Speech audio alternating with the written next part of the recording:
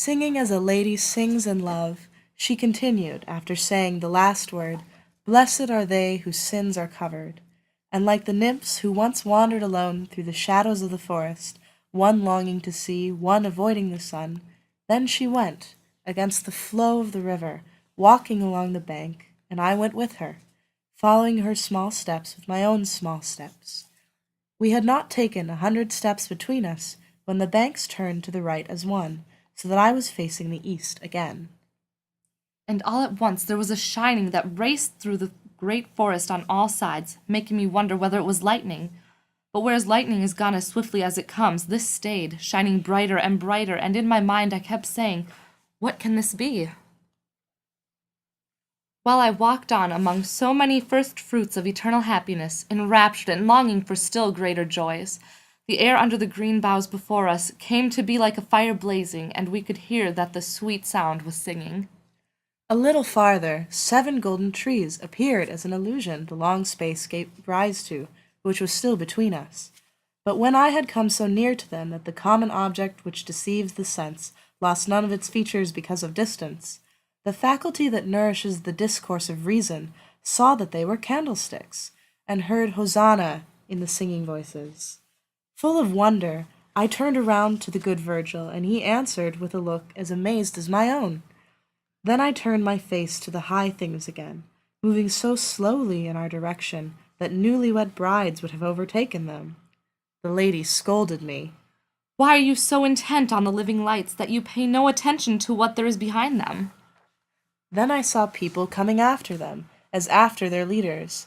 They were dressed in white, and here there was never whiteness like that.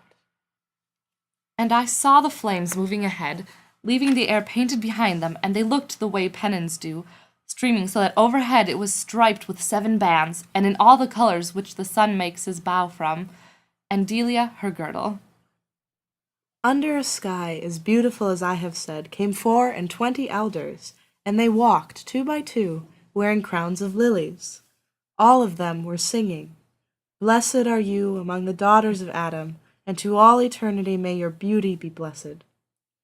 After the flowers and other tender growth opposite to me on the other shore were without those elect people once more, in the way star succeeds star in heaven, 4 animals came following them, each one wearing green leaves made into a crown.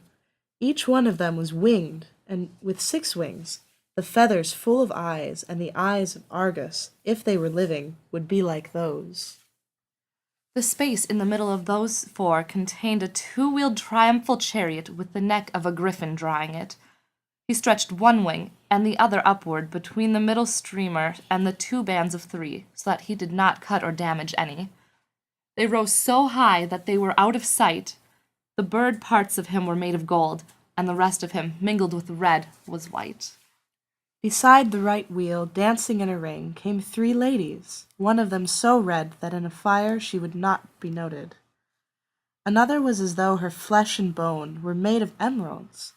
The third one seemed to be snow that had only then fallen, and it seemed they were led now by the white, now by the red, the others taking their pace, slowing and quickening from her song. On the left there were 4 making a festival, dressed in purple, following the lead of the one who had 3 eyes in her head. Behind the whole knot that I have portrayed I saw 2 old men, different in dress, but equally venerable and dignified. One showed that he was among the descendants of that supreme Hippocrates, whom nature formed for those creatures who are dearest to her.